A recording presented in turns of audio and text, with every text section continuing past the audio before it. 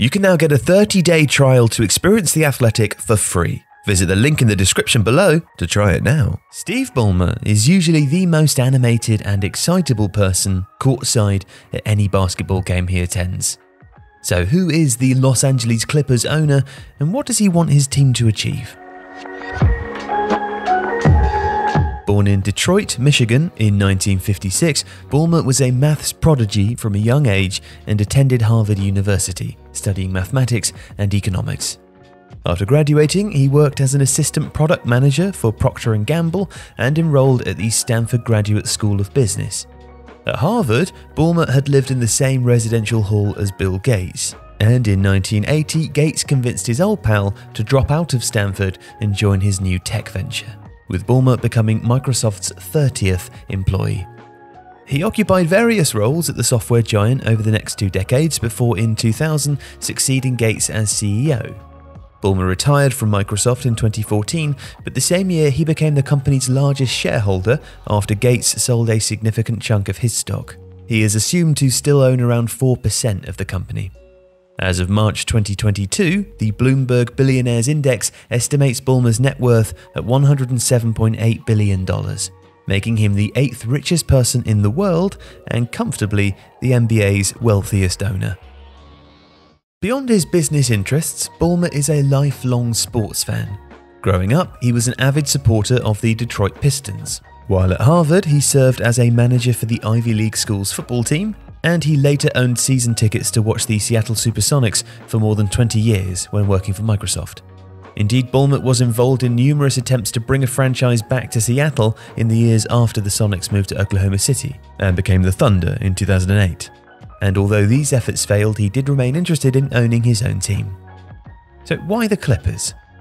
Well, in April of 2014, a recording emerged of Donald Sterling, the billionaire attorney and businessman who'd owned the LA Clippers since 1981, uttering racist remarks. A backlash ensued. Several companies withdrew their sponsorship, the Clippers players protested against the club's owner, and the NBA fined Sterling $2.5 million. Issued him with a lifetime ban, and forced through a change of ownership via a bidding process. In stepped Steve Ballmer. Among the rival bids for the Clippers was one from a group of investors that included Oprah Winfrey and another involving former NBA star and recently retired Clippers player Grant Hill. But Ballmer's offer bested the next highest bid by around $400 million. The $2 billion figure that Ballmer forked out made the Clippers the most expensive franchise in NBA history, and was almost quadruple the figure the Milwaukee Bucks, whom Ballmer had previously considered buying, was sold for just a few months earlier. It also represented the second largest sale for any North American sporting franchise, only marginally short of the $2.1 billion that was paid for Major League Baseball's LA Dodgers in 2012. Now at the time, the Clippers were valued at around $600 million. Ballmer's hefty bid reflected both his desire to own an NBA team and his confidence in the growth potential of the franchise. In 2021, Sportico's NBA franchise valuations estimated the Clippers to be worth $3.16 billion. When Ballmer first took control of the Clippers, there were fears among the fans that he would relocate the team to Seattle. But the new owner moved quickly to quell any such worries. "I love basketball," he said in a statement, "and I intend to do everything in my power to ensure that the Clippers continue to win and win big in Los Angeles." The Clippers have never won an NBA championship, and ever since their move from San Diego to Los Angeles in 1984, they've played second fiddle in the city to the Lakers, with whom they currently share the Crypto.com arena, formerly known as the Staples Center. But Ballmer was intent on changing all of that. "Everything is about looking forward from today on," he bellowed in typically exuberant fashion as he introduced himself to the Clippers faithful at a fan rally ahead of his first season as owner. "If you're not being bold, you're being timid. The LA Clippers are going to be bold." The Clippers haven't had their own stadium since they left the rundown Los Angeles Memorial Sports Arena in 1999, a building that opened in 1959 and has since been demolished. In 2017, they confirmed plans to build a new arena, all of their own, in Inglewood, a city in southwestern Los Angeles County. The 18,000 capacity Intuit Dome will house the team's home court, practice facility, and offices, and will cost an estimated $1.8 billion to build. The project encountered friction early on in the form of a legal dispute.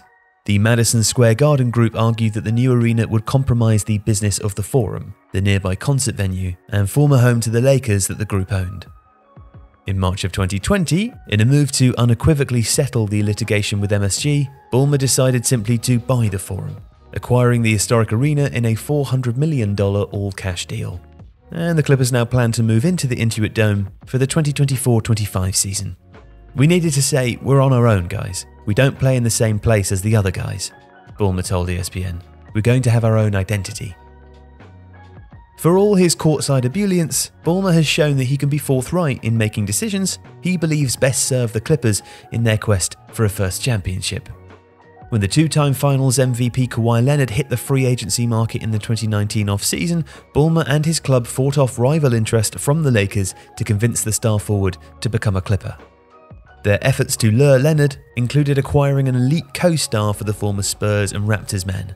The Clippers parted with multiple feature draft picks as well as Danilo Gallinari and up-and-coming guard Shai Gilgeous-Alexander in a trade with Oklahoma City for Paul George.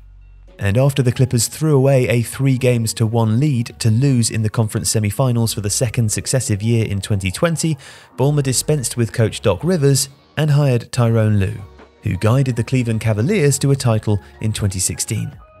In Lue's first season in charge, the Clippers reached the Western Conference Finals for the first time in the franchise's history. Although a championship has thus far eluded them, the Clippers have posted a winning record in every season under Ballmer's stewardship, even as they transition from the Lob City era of Chris Paul, Blake Griffin and DeAndre Jordan to the current squad headlined by Leonard and George. In contrast to the Clippers' penny-pinching previous custodian, Ballmer has proven himself willing to spend as much as necessary to put his team in the best position to win. In an anonymous poll of NBA insiders published by The Athletic in 2020, he was voted the league's best owner. The Clippers' quest to get their hands on the Larry O'Brien trophy continues. In the meantime, Ballmer will be courtside, living every layup and jumping with every dunk. If you like this video, please consider subscribing to the channel. And if you do enjoy Tifo, you'll probably also like The Athletic. It has the best team of basketball writers in the world in a personalized experience connecting you with the teams that you care about the most, plus direct access to world-class journalists through live Q&As. And you can try it now for free for 30 days.